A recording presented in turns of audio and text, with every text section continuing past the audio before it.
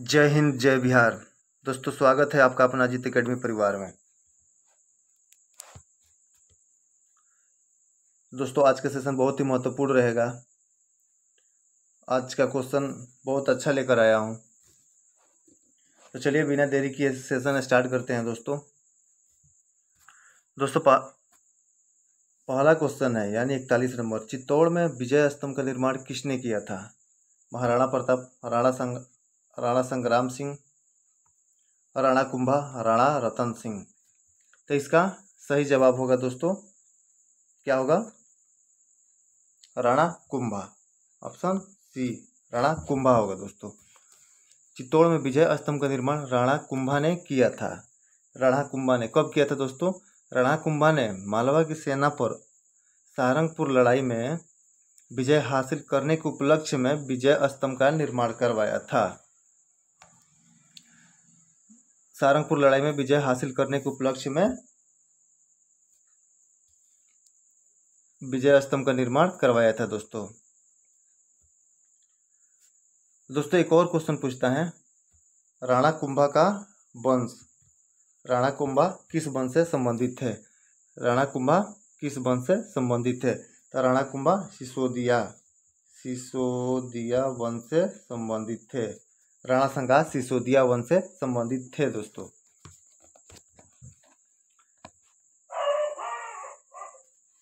Option है महाराणा प्रताप। दोस्तों महाराणा प्रताप ने अकबर के साथ युद्ध किया था। महाराणा प्रताप ने अकबर के साथ युद्ध किया था दोस्तों। राणा संग्राम सिंह ने बाबर के साथ युद्ध किया था दोस्तों। राणा संग्राम सिंह ने बाबर के साथ युद्ध किया था। राणा रतन सिंह ने अलाउद्दीन खिलजी के साथ युद्ध किया था। यही रतन सिंह और अलाउद्दीन खिलजी पे मूवी बना है एक, पद्मावत, इसी पे बना था दोस्तों। चलते हैं नेक्स्ट क्वेश्चन क्या है दोस्तों? नेक्स्ट क्वेश्चन है दोस्तों, अकबरनामा किसने लिखा था? अकबरनामा किसने लिखा था? अकबर, बीरबल, अबुल फजल, भगवान दास। किसने लिखा था दोस्तों? तो सही जवाब होगा अबुल फजल। अबुल फजल अकबर के दरबारी कवि थे। अबुल फजल अकबर के दरबारी कवि थे। अबुल फजल के भाई फैजी भी कवि थे दोस्तों।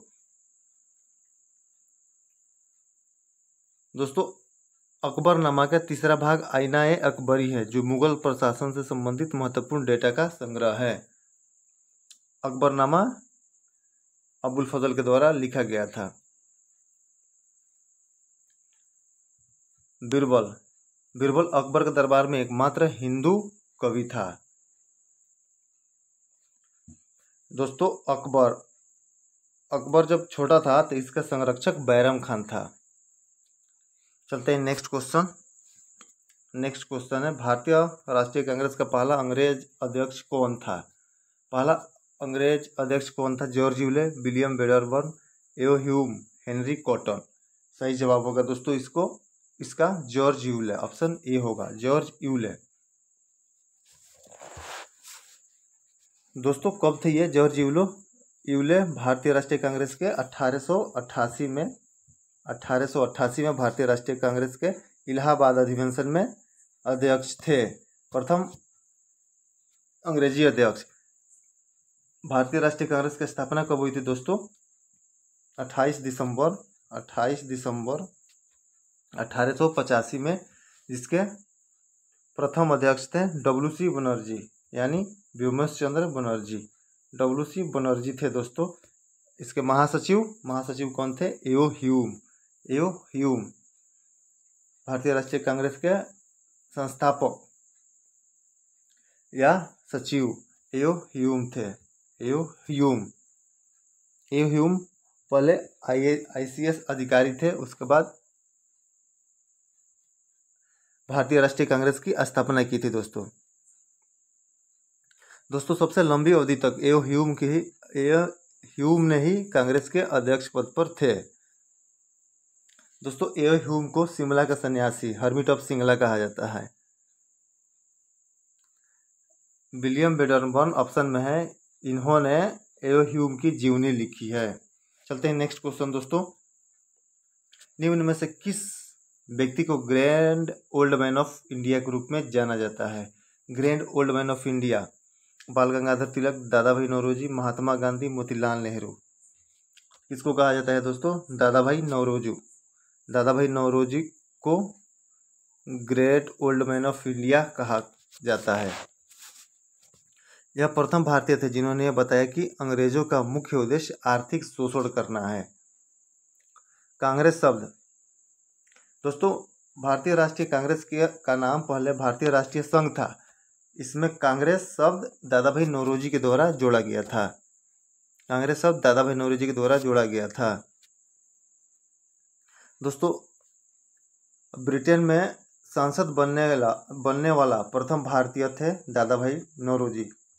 1892 में बने थे ब्रिटेन में सांसद। भारतीय राष्ट्रीय कांग्रेस के कब कब अध्यक्ष रहे हैं ये? 1886 में, 1892 में, 1893 में और 1906। 3 बार राष्ट्रीय कांग्रेस का अध्यक्ष रहे हैं। चलते हैं नेक्स्ट क्वेश्चन दोस्तों। भारत छोड़ो आंदोलन 1942 में किस महीने में शुरू किया गया था? भारत छोड़ो आंदोलन 1942 में किस महीने में शुरू किया गया था? जनवरी, मार्च, अगस्त, दिसंबर। कब शुरू किया गया था दोस्तों? तो ये अगस्त में शुरू किया गया था। इसे अगस्त क्रांति भी कहा जाता है दोस्तों। 8 अगस्त 1942 को भारत छोड़ो आंदोलन शुरू किया गया था दोस्तों। 8 अगस्त 1942, इसे अगस्त क्रांति के नाम से भी जाना जाता है दोस्तों। इसी आंदोलन में गांधी जी ने नारा दिया था, करो या मरो, करो या मरो, करो या मरो का नारा गांधी जी इसी आंदोलन में नारा दिए थे। ये भी क्वेश्चन पूछता है दोस्तों। दोस्तों, भारत छोड़ो आंदोलन महात्मा गांधी ने शुरू किया था बॉम्बे के ग्वालियर टेक मैदान से। 8 अगस्त को ये आंदोलन शुरू हुआ और 9 अगस्त को ऑपरेशन जीरो आवर के तहत सभी भारतीय नेताओं को गिरफ्तार कर लिया गया अंग्रेजों द्वारा। नेक्स्ट क्वेश्चन, चलते हैं नेक्स्ट क्वेश्चन। गांधी जी ने किस धार्मिक ग्रंथ को अपनी माता कहा है? किस ग्रंथ को अपनी माता कहा है दोस्तों? Ramayan, the new testament, Bhagavad Gita, Quran शरीफ। सही जवाब होगा भगवत गीता। भगवत गीता को अपनी माता कहा था गांधी जी ने। दोस्तों, सभी पुराणों में भागवत गीता पुराण सबसे पुराना पुराण है दोस्तों और सबसे महत्वपूर्ण।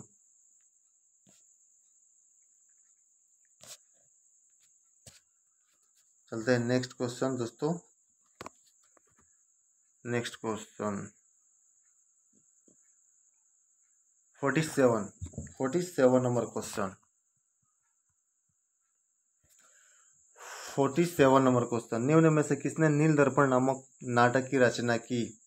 नील दर्पण नामक नाटक की रचना किसने किया था दोस्तों? दीनबंधु मित्र ने। दीनबंधु मित्र ने, ऑप्शन डी, दीनबंधु मित्र ने नील दर्पण नामक नाटक की रचना की थी दोस्तों। यह कब प्रकाशित हुआ था दोस्तों? 1859 में प्रकाशित हुआ था। इस पुस्तक में नील किसानों की दुर्दशा का ज्वलंत चित्रण है।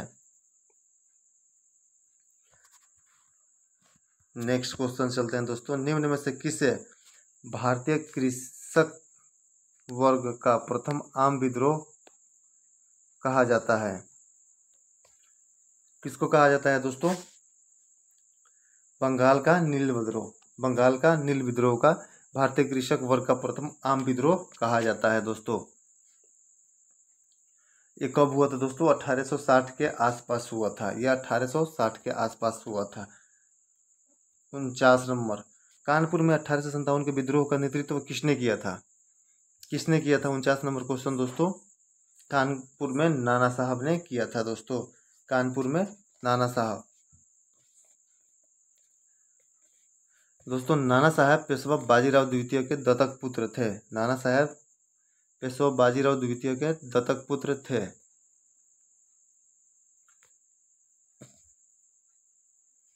जिन्नत महल बहादुर शाह द्वितीय की रानी का नाम है। जिन्नत महल बहादुर शाह द्वितीय की रानी का नाम था। 50 नंबर क्वेश्चन, तुजुक ए बाबरी एवं मसनवी साहित्यिक कृतियां थीं। किसकी कृतियां थी दोस्तों? बाबर की। यस, तुजुक ए बाबरी एवं मसनवी बाबर की कृतियां थीं। बाबर ने तुर्की भाषा में अपनी आत्मकथा लिखी थी। बाबर ने तुर्की भाषा में अपनी तुजुक ए बाबरी लिखी थी दोस्तों। यह भी क्वेश्चन आता है किस भाषा में लिखी थी, तो तुर्की भाषा में। विषुवत रेखा, नेक्स्ट क्वेश्चन दोस्तों, विषुवत रेखा। विषुवत रेखा है क्या है? उत्तर और दक्षिण ध्रुवों के बीचों बीच पृथ्वी के गिर्द घूमने वाली काल्पनिक रेखा। ऑप्शन बी सही है दोस्तों। निम्न में से बराबर वर्षा वाले स्थानों को जुड़ने वाली रेखाएं दर्शाते हैं। क्या दर्शाते हैं दोस्तों? यहाँ बराबर वर्षा होता है। आइसोहाइटस, आइसोहाइटस, आइसोहाइटस। 3 बीघा कॉरिडोर, 3 बीघा कॉरिडोर, 3 बीघा कॉरिडोर। 53 नंबर, 3 बीघा कॉरिडोर किसको किसको जोड़ता है दोस्तों? बांग्लादेश और भारत को। 3 बीघा कॉरिडोर बांग्लादेश और भारत, ऑप्शन डी होगा।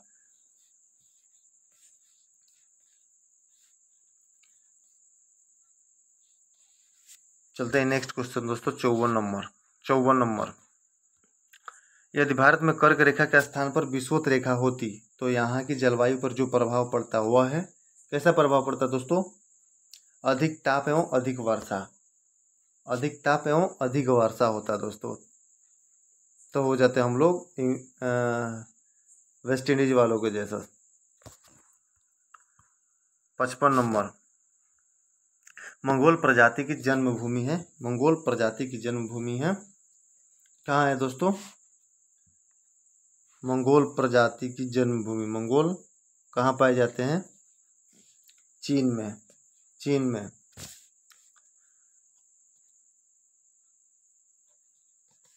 इस प्रजाति की त्वचा का रंग पीला, शरीर पर बालों की कमी, माथा चौड़ा होता है।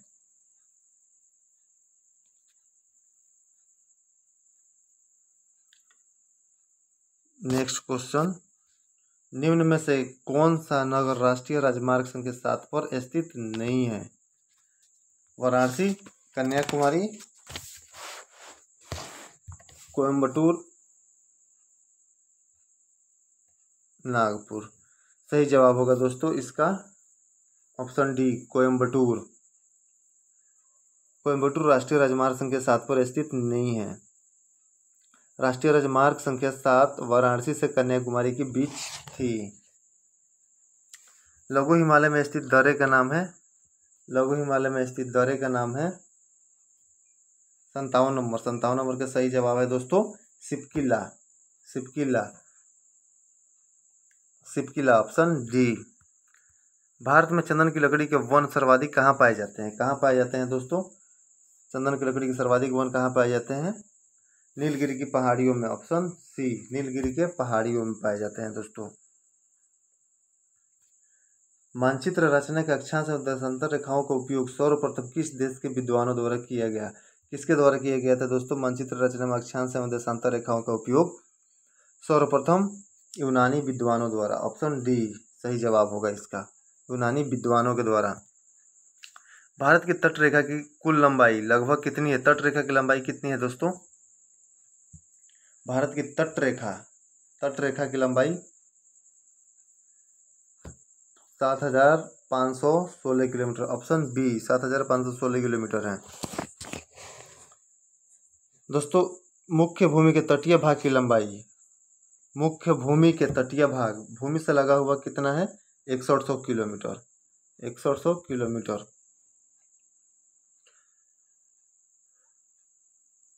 भारत का उत्तर से दक्षिण का विस्तार कितना है दोस्तों? उत्तर से दक्षिण 3214 किलोमीटर, 3214 किलोमीटर। अब पूरब से पश्चिम, पूरब से पश्चिम कितना है दोस्तों? पूरब से पश्चिम, पूरब से पश्चिम 2933 किलोमीटर, 2933 किलोमीटर। 60 नंबर। चलते हैं 61 नंबर क्वेश्चन पे दोस्तों।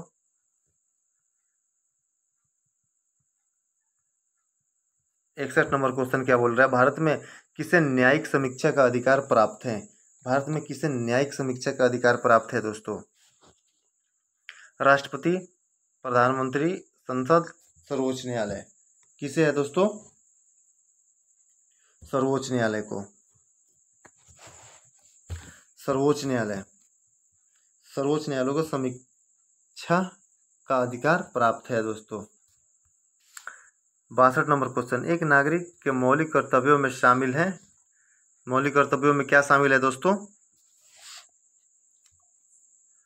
संविधान, राष्ट्रीय ध्वज एवं राष्ट्रीय गीत के प्रति श्रद्धा। एकदम सही, सही जवाब है दोस्तों ऑप्शन ए।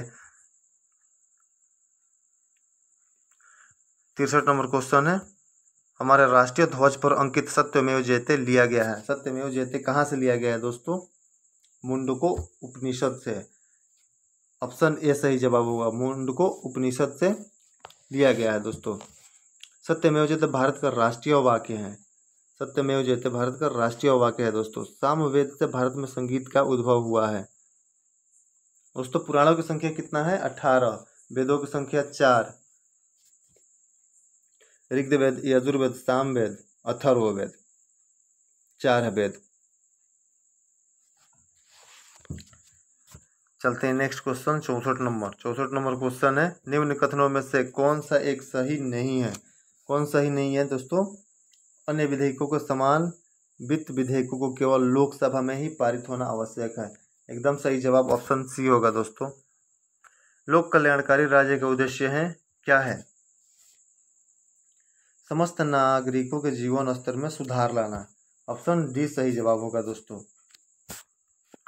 भारत के प्रधानमंत्री का वेतन व भत्ता तय होता है, कौन तय करता है भारत के प्रधानमंत्री का वेतन व भत्ता दोस्तों? संसद द्वारा, संसद में पारित कराया जाता है इसको। सभी संसदों द्वारा पारित कर दिया जाता है तो सबका वेतन भत्ता बढ़ जाता है या घट जाता है। तो कोई अपना वेतन भत्ता घटाना नहीं चाहेगा। संसद में अगर कोई मुद्दा उठाए, प्रधानमंत्री साहब रखें, सब संसद मिल के उसको पारित कर देते हैं। चलते हैं नेक्स्ट क्वेश्चन। संविधान समय में भारतीय संविधान के अंतर्गत संपत्ति का अधिकार है। संपत्ति का अधिकार है। 67 नंबर क्वेश्चन है, कैसा मौलिक अधिकार, वैधानिक अधिकार, नैतिक अधिकार, उपयुक्त में से कोई नहीं? तो वर्तमान समय में भारतीय संविधान के अंतर्गत संपत्ति का अधिकार है वैधानिक अधिकार। वैधानिक अधिकार है दोस्तों। मूल संविधान में संपत्ति का अधिकार मौलिक अधिकार था। पहले जब बना था संविधान तब मौलिक अधिकार था, लेकिन 44वें संविधान संशोधन द्वारा 1978 में 44वें संविधान संशोधन द्वारा 1978 में इसे अनुच्छेद 300 क के तहत कानूनी अधिकार कर दिया गया। अनुच्छेद 300 क के द्वारा कानूनी अधिकार कर दिया गया। इसका सही जवाब ऑप्शन बी। भारतीय संविधान में किस प्रकार की शासन प्रणाली की व्यवस्था है? किस प्रकार की शासन प्रणाली की व्यवस्था है दोस्तों? संसदनात्मक। सही जवाब ऑप्शन सी, संसदनात्मक व्यवस्था है। 69 नंबर क्वेश्चन, भारतीय संविधान के अनुच्छेद 25 का संबंध है। अनुच्छेद 25 का संबंध किससे है दोस्तों? धर्म की स्वतंत्रता से। सही जवाब ऑप्शन सी होगा दोस्तों। इसका सही जवाब ऑप्शन सी, धर्म की स्वतंत्रता से। दोस्तों अनुच्छेद 25 से 28 धर्म की स्वतंत्रता से संबंधित हैं। 70 नंबर, लाल रंग के गुलाब को पीले प्रकाश में देखा जाए तो यह कैसा दिखेगा? कैसा दिखेगा दोस्तों? लाल, पीला, नारंगी, काला। सही जवाब होगा इसका काला। काला हो जाएगा दोस्तों वो। ओम का नियम इनमें से किस पर लागू होता है? धात्विक चालक, डायोड, थर्मिस्टर, गैसीय चालक। धात्विक चालक पर लागू होता है दोस्तों, धात्विक चालक। चलते हैं 72 नंबर क्वेश्चन। जब एशियाटिक एसिड को धीरे धीरे अमोनिया हाइड्रोक्साइड के घोल में डालते हैं तो विद्युत चालकता बढ़ जाती है। क्यों? क्योंकि आयनों की संख्या बढ़ जाती है। सही जवाब ऑप्शन डी होगा दोस्तों। तो चलिए, लग रहा है क्वेश्चन खत्म हो गया। आज का सेशन समाप्त करते हैं दोस्तों, फिर मिलते हैं नेक्स्ट सेशन में। तब तक अपना ख्याल रखिए और तैयारी में लगे रहिए दोस्तों। धन्यवाद।